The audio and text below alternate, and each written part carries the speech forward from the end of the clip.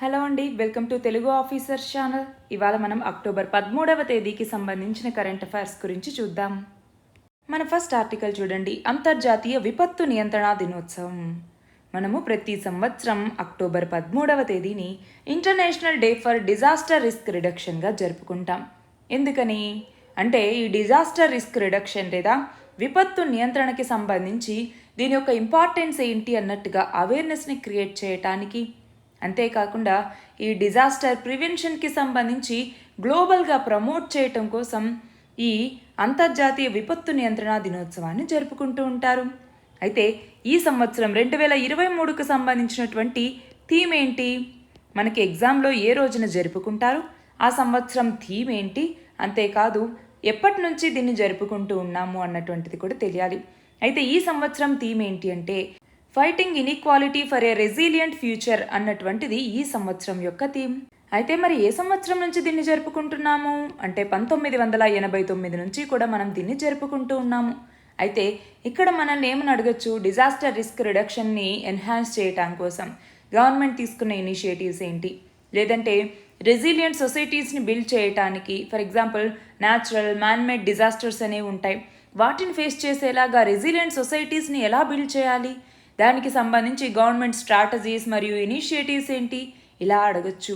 అంతేకాదు మనకి disaster risk రిడక్షన్కి సంబంధించి సెండాయ్ ఫ్రేమ్వర్క్ అన్నటువంటిది ఉంది. సెండాయ్ అన్నటువంటి ప్లేస్ ఎక్కడుందండి, జపాన్లో ఉంది. జపాన్లో 2015వ సంవత్సరంలో థర్డ్ వరల్డ్ కాన్ఫరెన్స్ అన్నటువంటిది డిజాస్టర్ రిస్క్ రిడక్షన్కి జరిగింది. దాన్నే మనం Sendai framework for disaster risk reduction అని కూడా పిలుస్తూ ఉంటాం అన్నమాట. మనం చూస్తే 2005లో హ్యోగో ఫ్రేమ్వర్క్ అన్నటువంటి దాన్ని తీసుకొచ్చాం. దాని తర్వాత మళ్ళీ ఈ సెండాయ్ ఫ్రేమ్వర్క్ అన్నటువంటి దాన్ని తీసుకురావటం జరిగింది. అయితే ఇక్కడ గుర్తుపెట్టుకోవాల్సింది ఏంటి అంటే సెండాయ్ ఫ్రేమ్వర్క్లో భాగంగా కొన్ని హై ప్రియారిటీస్ని పెట్టుకున్నారు.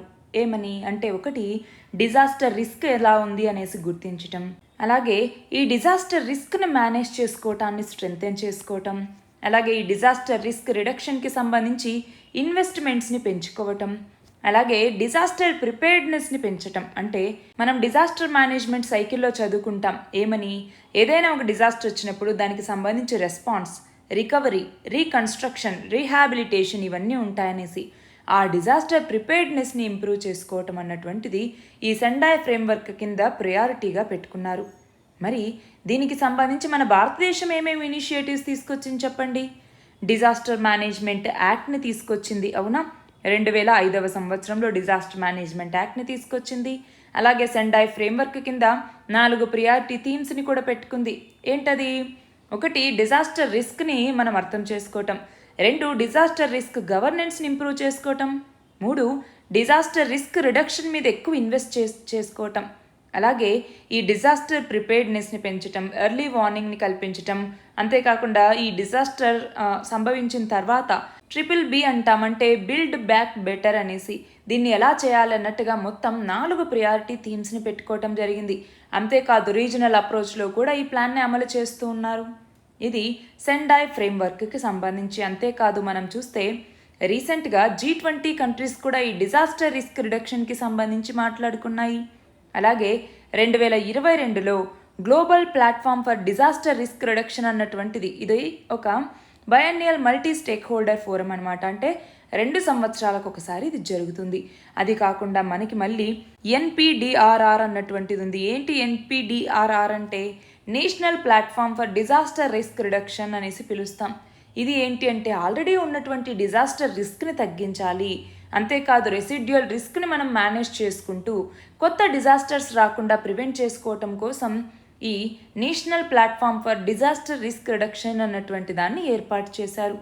అయితే దీనివల్ల ఇక్కడ మనం చూస్తే డిజాస్టర్ రిస్క్ రిడక్షన్ వల్ల పావర్టీ, హంగర్, అలాగే గుడ్ హెల్త్ మరియు వెల్బీయింగ్, క్లీన్ వాటర్ మరియు శానిటేషన్, అలాగే life on land, climate change, responsible consumption and production, ఈ అన్ని SDGs మీద కూడా వీటి ప్రభావం అన్నటువంటిది ఉంటుంది. మన నెక్స్ట్ ఆర్టికల్ చూడండి, రీసెంట్గా ప్రధాని నరేంద్ర మోదీ ఉత్తరాఖండ్ పర్యటనకి వెళ్ళటం జరిగింది. అందులో భాగంగా మొత్తం 4200 కోట్ల రూపాయల విలువైనటువంటి వివిధ రకాల ప్రాజెక్టులను ఈయన ప్రారంభించారు. అంతేకాదు ఇందులో నైపుణ్యాభివృద్ధి మంత్రిత్వ శాఖ కౌశల్ దీక్షాంత్ సమారోహ అన్నటువంటి ఒక కార్యక్రమాన్ని చేపట్టింది. ఇందులో మాట్లాడుతూ ఈయనేమన్నారు, గత 6 ఏళ్లలో నిరుద్యోగం అనేది చాలా తక్కువ నమోదైంది. అంతేకాదు భారత ఆర్థిక వ్యవస్థ అనేది విస్తరిస్తోంది. ఇది యువతకి ఎన్నో రకాల అవకాశాలని కల్పిస్తోంది అన్నట్టుగా చెప్పటం జరిగింది. మరి ఇదంతా ఓకే. ఇది కాకుండా ఇంకోటి చూడండి. ఈయన పిథోరాగర్ దగ్గరికి చేరుకొని అక్కడ కైలాస పర్వత శిఖరాన్ని దర్శించటం, పార్వతీకుండ దగ్గర ఉన్నటువంటి శివపార్వతి ఆలయంలో ప్రత్యేక పూజలు చేయటం, ఇలాంటివన్నీ చేశారు. కానీ మనకు ఎగ్జామ్ పాయింట్ ఆఫ్ వ్యూలో ఏంటి ఇంపార్టెంట్? ఏమని చెప్పారు? గత 6 సంవత్సరాల్లో అతి తక్కువ స్థాయికి నిరుద్యోగం అనేది చేరుకుంది అన్నట్టుగా చెప్పటం జరిగింది. అయితే ఈయన ఏం చెప్పారు అంటే జూలై 2022 నుంచి జూన్ 2023 వరకు గనక మనం గమనిస్తే ఈ 6 ఏళ్లలో వచ్చినటువంటి నిరుద్యోగ రేట్ అన్నటువంటిది 3.2% మాత్రమే అన్నట్టుగా ఈయన చెప్పటం జరిగింది. ఇది గత 6 ఏళ్లలో అత్యల్పం అన్నట్టుగా చెప్పారు. అంటే ఇక్కడ ఒక క్వశ్చన్ని మనం రేస్ చేయొచ్చు. ఏమని? లేబర్ ఫోర్స్ పార్టిసిపేషన్ అనేది పెరుగుతోంది, అన్ఎంప్లాయ్మెంట్ అనేది తగ్గుతోంది. ఓకే, మరి క్వాలిటీ ఆఫ్ వర్క్ సంగతి ఏంటి? ఇది మనం గమనించాలి. అంటే ఇక్కడ లేబర్ ఫోర్స్ పార్టిసిపేషన్ రేట్ అన్నటువంటిది పెరుగుతోంది. అంటే అందులో ఎక్కువగా సెల్ఫ్ ఎంప్లాయ్మెంట్ వైపుకే వెళ్తూ ఉన్నారు. మనం చూస్తే 2021-22లో సెల్ఫ్ ఎంప్లాయ్మెంట్ అన్నటువంటిది 55.6% పెరిగితే అది 2022-23లోకి వచ్చేసరికి 57.3% పెరిగింది. అంతేకాదు ఈ రెగ్యులర్ వేజెస్ సాలరీడ్ ఎంప్లాయీస్ ఎవరైతే ఉంటారో వాళ్ళు ఇంతకుముందు అంటే 2020-21లోనేమో 21.1% ఉంటే 2022-23కి వచ్చేసరికి 20.9%కి తగ్గారు. అంటే ఇక్కడ మనం గమనించాల్సింది ఏంటి? ఎకనామిక్ గ్రోత్కి ఎంప్లాయ్మెంట్ జనరేషన్కి మధ్య లింక్ ఏంటి అన్నట్టుగా మనకి ఎగ్జామ్ పాయింట్ ఆఫ్ వ్యూలో ఇంపార్టెంట్. ఇది మనం చదువుకోవాలి. మన నెక్స్ట్ ఆర్టికల్ చూడండి. భారత్ ఫ్రాన్స్ సంబంధాల గురించి మనం చూస్తే ఈ సంవత్సరం నాటికి ఇండియాకి మరియు ఫ్రాన్స్కి మధ్య స్ట్రాటజిక్ పార్ట్నర్షిప్ అనేటటువంటిది మొదలై 25 సంవత్సరాలైంది. ఆ నేపథ్యంలో రీసెంట్గానే సెలబ్రేషన్స్ కూడా జరిగాయి. అయితే ఇక్కడ మనం చూస్తే 1998వ సంవత్సరంలో 2 దేశాలకి మధ్య స్ట్రాటజిక్ రిలేషన్స్ అనేవి పెరిగాయి. మరి ఈ నేపథ్యంలో ఇండియా రిలేషన్స్ అనేవి ఫ్రాన్స్తో ఎలా ఉన్నాయన్నటువంటిది ఇంపార్టెంట్. అయితే ఇక్కడ కల్చరల్గా ట్రేడ్కి సంబంధించి ఎకనామిక్ లింకేజ్ అనేవి 2 దేశాల మధ్య ఉన్నాయి. అంతేకాదు 1998లో 2 దేశాలకి మధ్య స్ట్రాటజిక్ పార్ట్నర్షిప్ అనేటటువంటిది కుదిరింది.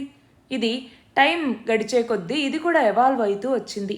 అయితే డిఫరెంట్ సెక్టార్స్లో మనకి అలాగే ఫ్రాన్స్కి మధ్య కోఆపరేషన్ అనేది పెరిగింది. మనం చూస్తే ఫ్రాన్స్ అన్నటువంటిది ఇప్పుడు మన భారతదేశానికి 11th లార్జెస్ట్ ఇన్వెస్టార్ కూడా. ఎఫ్డిఐ ఫ్లోస్ అన్నటువంటివి ఈ ఫ్రాన్స్ నుంచి మన భారతదేశానికి ఎక్కువగా వస్తూ ఉంటుంది. అంతేకాదు ఫ్రాన్స్ ఒక రకంగా మనకి ట్రెడిషనల్గా క్లోజ్ అని కూడా మనం చెప్పచ్చు. అంతేకాదు మనకి అలాగే ఫ్రాన్స్కి మధ్య జాయింట్ ఎక్సర్సైజ్ అనేవి జరుగుతూ ఉన్నాయి.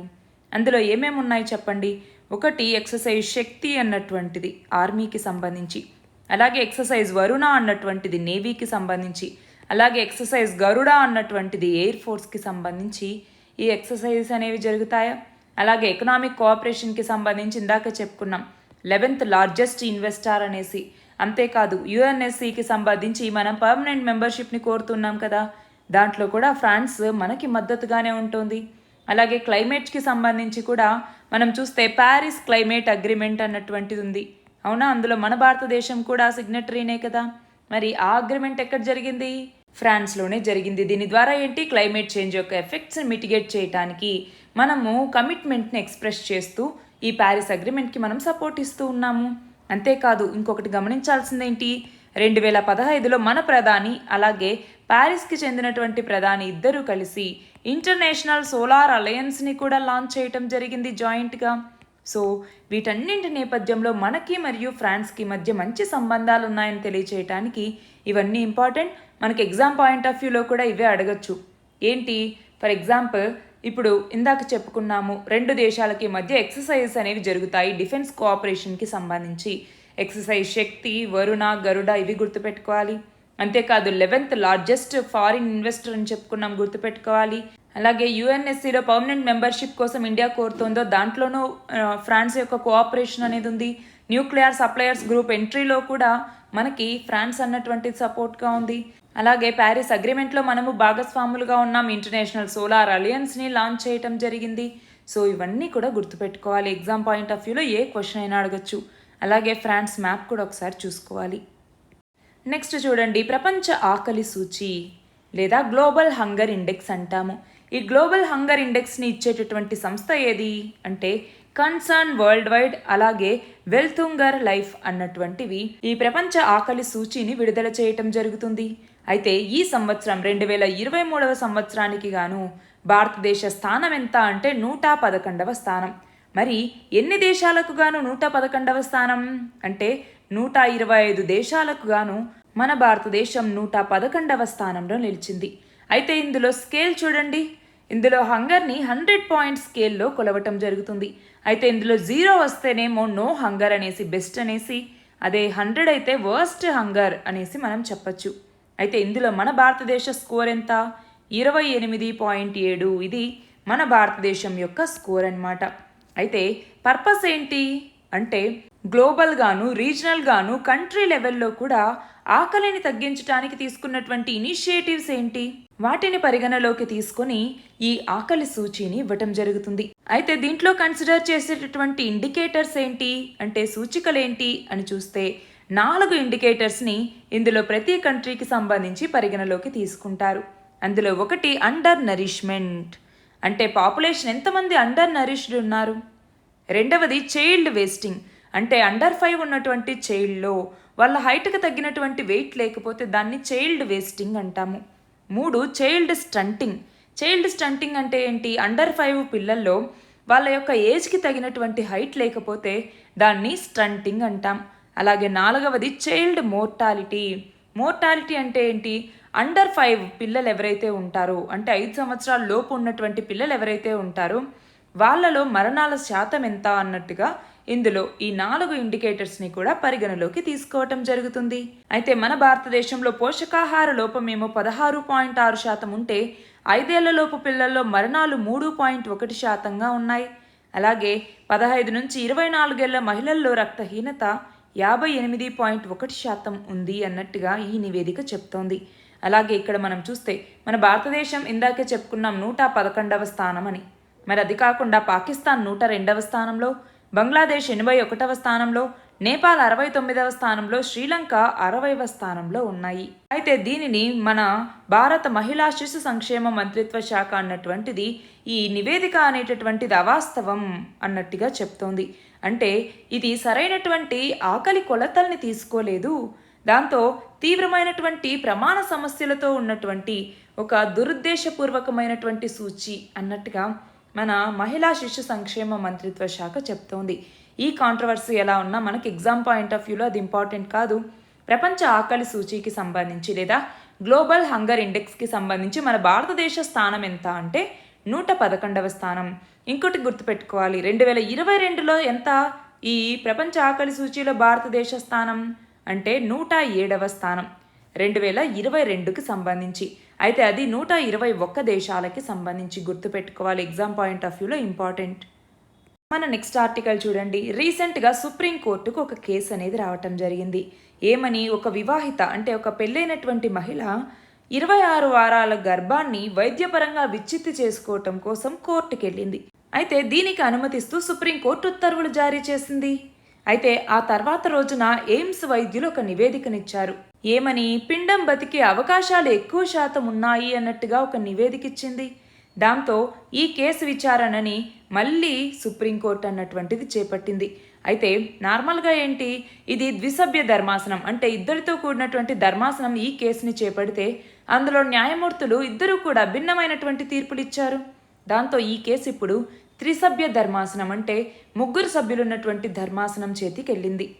సరే, అయితే ఇక్కడ ఎగ్జామ్ పాయింట్ ఆఫ్ వ్యూలో గుర్తుపెట్టుకోవాల్సింది ఏంటి అంటే 2022 సెప్టెంబర్లో సుప్రీంకోర్టు అన్నటువంటిది సేఫ్ మరియు లీగల్ అబార్షన్ని ఇంతకుముందు 20 వారాలు ఉండేది, దానిని ఇప్పుడు అన్మ్యారీడ్ మరియు సింగిల్ ఉమెన్కి 24 వారాలకి పెంచడం జరిగింది. ఇది మనకు అడగచ్చు, ఎన్ని వారాల వరకు పర్మిషన్ ఉంది అంటే 24 వారాలు. కానీ రీసెంట్గా ఇప్పుడు ఈ కేసులోకి వచ్చేసరికి 26 వారాల ప్రెగ్నెన్సీని టర్మినేట్ చేసుకోవటానికి సుప్రీంకోర్టుకి చెందినటువంటి 2 జడ్జి బెంచ్ అన్నటువంటిది పర్మిషన్ని ఇవ్వటం జరిగింది. అయితే దాని తర్వాత ఇప్పుడు మళ్ళీ అది 3 జడ్జి బెంచ్కి వచ్చింది. నెక్స్ట్ చూడండి, ఆంధ్రప్రదేశ్ ప్రభుత్వం సివిల్ సర్వీసెస్ ప్రోత్సాహక పథకాన్ని తీసుకొచ్చింది. దీని ప్రకారం ఏంటి, సివిల్ సర్వీసెస్కి సంబంధించి ప్రిలిమ్స్ పాస్ అయినటువంటి వాళ్ళకి మెయిన్స్ ప్రిపేర్ అవ్వటానికి గాను ₹1,00,000, మెయిన్స్ క్వాలిఫై అయిపోయి ఇంటర్వ్యూకి ప్రిపేర్ అవ్వాల్సిన వాళ్ళకి ₹50,000 ప్రోత్సాహకంగా ఇస్తూ ఒక పథకాన్ని తీసుకొచ్చింది. అయితే దానికి సంబంధించి అర్హతలకి కొన్ని నిబంధనల్ని పెట్టారు. దీని కింద ఎంత పరిమితి అనేటటువంటిది ఉండాలి, పొలం ఎంత ఉండాలి, అలాగే సంపాదన ఎంత ఉండాలి, నివాస స్థలం లేదా వాణిజ్య స్థలం ఎంత ఉండాలి, కుటుంబంలో ఎవరైనా ప్రభుత్వ ఉద్యోగులు ఉన్నారా, ఇలా వివిధ రకాల అర్హత నిబంధనలు అనేవి పెట్టడం జరిగింది. మనకి ఇది ఎగ్జామ్ పాయింట్ ఆఫ్ వ్యూలో ఇంపార్టెంట్ కాదండి, కానీ ఎగ్జామ్కి ప్రిపేర్ అయ్యే వాళ్ళు ఎవరైతే ఉంటారో సివిల్స్ కానీ గ్రూప్ 1 కానీ, చాలామంది సివిల్స్ రాస్తూ గ్రూప్ 1 రాస్తూ కూడా ఉంటారు, కొంతమంది గ్రూప్ 2 కూడా రాస్తూ ఉంటారు. ఎంతోమంది ఆర్థిక ఇబ్బందులతో ఎగ్జామ్స్కి ప్రిపేర్ అవుతూ ఉంటారు. అలాంటి వాళ్ళ కోసమని తీసుకొచ్చినటువంటి ఒక ఇనిషియేటివ్ ఇది. మన నెక్స్ట్ ఆర్టికల్ చూడండి, నోటి క్యాన్సర్ని గుర్తించేటటువంటి ఒక ప్రత్యేక స్మార్ట్ ఫోన్ని IIIT హైదరాబాద్లో ఉన్నటువంటి ఐహబ్ అలాగే INIA ప్రతినిధులు కనుక్కోవటం జరిగింది. ఈ స్మార్ట్ ఫోన్ని త్వరలో తెలంగాణలో ప్రభుత్వ వైద్యులకు అందుబాటులోకి తీసుకురాబోతూ ఉన్నారు. అయితే దీని ద్వారా ఏంటి, స్మార్ట్ ఫోన్తో మన నోటి కుహరం దగ్గర, అంటే మన నోరు ఓపెన్ చేసినప్పుడు అక్కడ ఫోటోలు తీస్తే ఫోన్లో ఉన్నటువంటి ఆర్టిఫిషియల్ ఇంటెలిజెన్స్ సాఫ్ట్వేర్ అన్నటువంటిది మన నోట్లో క్యాన్సర్ అనేటటువంటిది ఉందా లేదా అనేసి గుర్తిస్తుంది. అంతేకాదు, ఈ క్యాన్సర్ ప్రాథమిక దశలో ఉందా లేదా చివరి దశకి చేరుకుందా అన్నటువంటిది కూడా తెలియజేస్తుంది. అయితే ఇప్పటిదాకా నోటి క్యాన్సర్ని కనుక్కోవటానికి బయాప్సీ చేసేవాళ్ళు, కానీ ఇప్పుడు అలా అవసరం లేదు. మన నోటి కుహరంలో గాయాలు, చిన్న చిన్న కణుతుల్లో రక్తస్రావం లాంటివి ఉంటే వాటిని స్మార్ట్ ఫోన్ ఫోటోలు తీసి దాన్ని ఆర్టిఫిషియల్ ఇంటెలిజెన్స్ అనేది విశ్లేషించి ఆ క్యాన్సర్ దశను కూడా తెలుపుతుంది. అయితే దీని కింద చూడండి, Biocon foundation, grace cancer foundation ఈ ప్రతినిధులు కమ్యూనిటీ అవుట్ రీచ్ ప్రోగ్రాంలో భాగంగా తెలంగాణలో కొన్ని గ్రామీణ ప్రాంతాలకు వెళ్ళినప్పుడు క్యాన్సర్ లక్షణాలు ఉన్నటువంటి వాళ్ళని, లేని వాళ్ళని కొన్ని ఫోటోలు తీసి, అంటే బయాప్సీ చేస్తేనే క్యాన్సర్ ఖచ్చితంగా ఉంటుందని చెప్పే లక్షణాలు ఉన్నటువంటి ఫోటోల్ని ప్రత్యేకంగా తీసి వాటితో ఒక డేటాబేస్ని రూపొందించి ఆ ఫోటోల్ని ఆర్టిఫిషియల్ ఇంటెలిజెన్స్ సాఫ్ట్వేర్కి అనుసంధానించడం జరిగింది. అంటే ఈ డేటాబేస్లో ఉండేటటువంటి ఫోటోలతో కొత్తగా ఎవరికైనా నోటి కుహరం దగ్గర తీసినటువంటి ఫోటోల్ని అనుసంధానిస్తే వాటిని విశ్లేషించి సాఫ్ట్వేర్ గ్రేడింగుల్ని కూడా ఇస్తుంది. అంతేకాదు, క్యాన్సర్ని గుర్తించడంతో పాటు ఏ దశలో ఉందో కూడా నిర్ధారించడం జరుగుతుంది. నెక్స్ట్ చూడండి, ఆపరేషన్ అజయ్ అన్నటువంటిది దేనికి సంబంధించి, ఇజ్రాయెల్లో ఉన్నటువంటి మన భారతీయుల్ని వెనక్కి తీసుకురావటం కోసం తీసుకొచ్చినటువంటి ఆపరేషన్ అజయ్ అన్నటువంటిది. అయితే దీని కింద తొలి విడతగా 230 మందిని మన భారతదేశానికి తీసుకురాబోతూ ఉన్నారు. అయితే ఇప్పుడు ఇజ్రాయెల్లో దాదాపు 18,000 మంది భారతీయులు ఉన్నారు. అందులో 14,000 మంది కేర్ టేకర్లుగానే పనిచేస్తున్నారు. వాళ్ళతో పాటు అక్కడ విద్యార్థులు, IT ఉద్యోగాలు చేసేవాళ్ళు, వజ్రాల వ్యాపారులు, ఇలా చాలామంది ఉన్నారు. నెక్స్ట్ చూడండి, ఇవాళ ఇంటర్నేషనల్ ఎగ్ డే, అంటే అంతర్జాతీయ గుడ్ల దినోత్సవం అంటాము. ఈ నేపథ్యంలో international egg person of the year అన్నటువంటి అవార్డు ఎవరికి వచ్చింది ఈ 2023కు గాను అంటే చిట్టూరి జగపతిరావు. మనం చూస్తే ఇప్పుడు ఆసియా దేశాల నుంచి ఈ అవార్డు అందుకున్నటువంటి తొలి వ్యక్తి ఈయనే. పేరేంటి, చిట్టూరు జగపతిరావు, గుర్తుపెట్టుకోవాలి. నెక్స్ట్ చూడండి, బీహార్లో రీసెంట్గా ఒక రైలు ప్రమాదం అనేది జరిగింది. అయితే దానికి పట్టాల లోపం వల్ల ఈ ప్రమాదం అనేది జరిగింది అన్నట్టుగా నిర్ధారించారు. అయితే ఇక్కడ ఎగ్జామ్ పాయింట్ ఆఫ్ వ్యూలో మనం గుర్తుపెట్టుకోవాల్సింది ఏంటి అంటే, రైల్వేస్లో పూర్తి ఎలక్ట్రిఫికేషన్ని తీసుకురాబోతూ ఉన్నారు, లక్ష్యంగా పెట్టుకున్నారు. అలాగే రాష్ట్రీయ రైల్ సంరక్ష కోష్ అనేసి, అంటే ఇదొక సేఫ్టీ ఫండ్ అన్నమాట. దీన్ని 2017-18లో ఎస్టాబ్లిష్ చేయటం జరిగింది, ఇదొకటి గుర్తుపెట్టుకోవాలి. అలాగే టెక్నాలజికల్ అప్గ్రేడేషన్ అంటే ఏంటి, ఇందులో bogie mounted air break system అనేసి, లేదా దీన్ని BMBS అంటాము, bogie mounted air break system అనేసి. అలాగే మనం చూస్తే కవచ్ అన్నటువంటిది ఏంటి, ఇండిజినస్గా డెవలప్ చేసినటువంటి ఆటోమేటిక్ ట్రైన్ ప్రొటెక్షన్ని మనం కవచ్ అనేసి పిలుస్తుంటాం, ఇదొకటి. ఇంకా ఏమేమి గుర్తుపెట్టుకోవాలి ట్రైన్స్కి సంబంధించి, ఇందులో అల్ట్రాసోనిక్ ఫ్లాట్ డిటెక్షన్ అనేసి ఇంకొకటి ఉంటుందన్నమాట, వీటిని ఏర్పాటు చేస్తారు. ఇంటర్లాకింగ్ సిస్టమ్ ఒకటి, ఇవన్నీ కూడా మనం గుర్తుపెట్టుకోవాలి. అయితే మెయిన్స్ పర్స్పెక్టివ్లో మనం చూస్తే రైల్వే సేఫ్టీకి సంబంధించి ఛాలెంజెస్ ఏంటి, మెజర్స్ ఏమేమి తీసుకున్నారు, వే ఫార్వర్డ్ ఏంటి, ఇవన్నీ కూడా మనకి తెలియాలి. అసలు రైల్వే యాక్సిడెంట్స్కి ప్రైమరీ రీజన్ ఏంటండి, ఒకటి ఇన్ఫ్రాస్ట్రక్చర్ అనేది సరిగ్గా లేకపోవటం. ఇక్కడ కూడా చూడండి, ఇన్ఫ్రాస్ట్రక్చర్ సరిగ్గా లేకపోవటంతోనేనా, పట్టాల లోపం వల్లేనా, మనం చూస్తే ట్రాక్స్కి సంబంధించి bridges, overhead wires, rolling stock వీటన్నింటిలో కూడా చాలా డిఫెక్ట్స్ అనేవి ఉన్నాయి. వీటి వల్ల చాలా ప్రమాదాలు జరుగుతున్నాయి. రెండవది ఏంటి అంటే హ్యూమన్ ఎర్రర్స్ వల్ల. అంటే ఎవరైతే ట్రైన్స్, ట్రాక్స్ వీటన్నింటినీ అంటే నెగ్లిజెన్స్ కావచ్చు, కరప్షన్ కావచ్చు, సేఫ్టీ రూల్స్ ప్రొసీజర్స్ని పక్కన పెట్టేయడం కావచ్చు, ఇలాంటి నెగ్లిజెన్స్ వల్ల, ఓవర్ స్పీడ్ వల్ల, మిస్కమ్యూనికేషన్ వల్ల, రాంగ్ సిగ్నలింగ్ వల్ల వీటన్నింటి వల్ల కూడా ప్రమాదాలు జరగచ్చు. ఇవి కాకుండా ఇంకొకటి కూడా మనం చెప్తాం, ఏంటి అంటే అన్మాన్డ్ లెవెల్ క్రాసింగ్స్ అనేసి, లేదా యూఎంఎల్సీస్ అంటాము. అంటే ఏంటి, రైల్వే ట్రాక్స్ ఎక్కడైతే బ్యారియర్స్ లేకుండా అంటే సిగ్నల్స్ లేకుండా ఎక్కడైతే క్రాస్ అవుతూ ఉంటాయో వాటిని ఈ అన్మాన్డ్ లెవెల్ క్రాసింగ్స్ అంటాం. మనం చూస్తే మన భారతదేశంలో జరిగే ట్రైన్ యాక్సిడెంట్స్లో 16% ఇవే ఈ అన్మాన్డ్ లెవెల్ క్రాసింగ్సే కారణమవుతున్నాయి. మరి వీటిని తగ్గించడానికే ఈ కవచ్ అన్నటువంటిది, అలాగే బోగి మౌంటెడ్ ఎయిర్ బ్రేక్ సిస్టమ్ అన్నటువంటిది, అలాగే రాష్ట్రీయ రైల్ సంరక్ష కోష్ అన్నటువంటిది. ఈ ఫండ్ని దేనికి వాడతామంటే ట్రాక్ని రెన్యూ చేయడానికి, సిగ్నలింగ్ ప్రాజెక్ట్స్ కోసం, బ్రిడ్జెస్ని రీహాబిలిటేట్ చేయటం కోసం ఇలాంటి వాటికి వాడతామన్నమాట.